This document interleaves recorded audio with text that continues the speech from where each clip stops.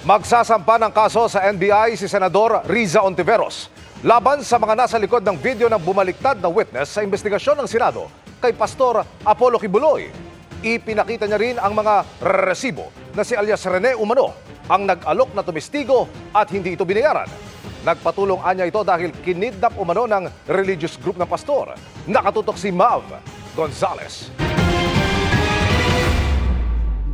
Galit na pinabulaanan ni Senador Riza Ontiveros ang pahayag ni Michael Maurilio alias Rene kamakailan. Nagawa ng senadora ang mga akusasyong binitawan ni Rene noon, kabilang ang pang-aabuso umano ni Pastor Apollo Kibuloy sa ilang babaeng miyembro ng Kingdom of Jesus Christ.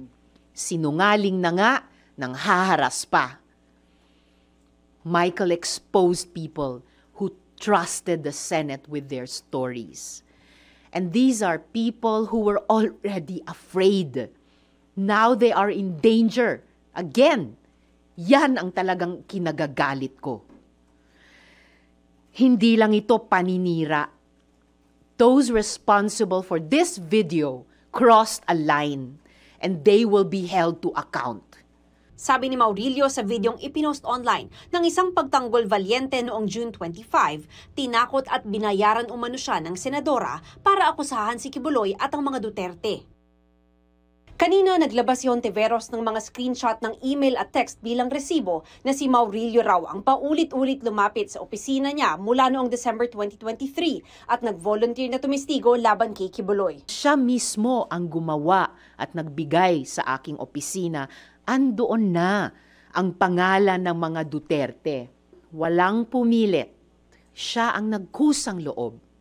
No one paid him.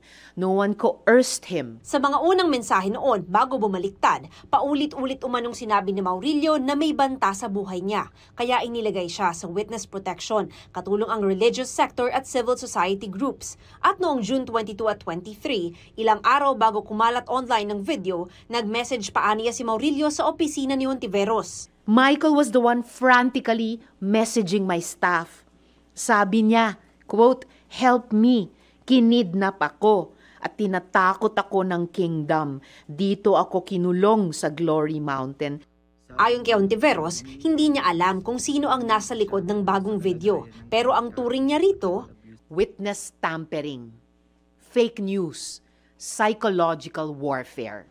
Hindi rin aniya nito napahina, kundi lalo pang napalakas ang findings ng Senate Committee on Women and Children laban kay Kibuloy. Hindi lamang si Michael ang testigo, maalala po natin 14 sila ni hindi siya ang star witness.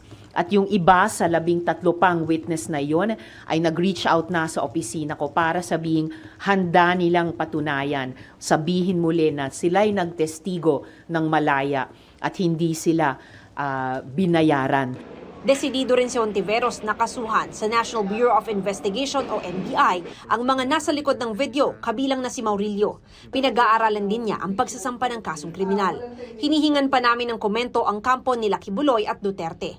Matatandaan namang shinare ni Senador Bato de la Rosa ang nasabing video kung saan binawi ni Maurilio ang kanyang testimonya. Hirit ni Ontiveros, kaming mga senador, dapat nag-share kami ng katotohanan. Dapat hindi kami nag-share ng fake news.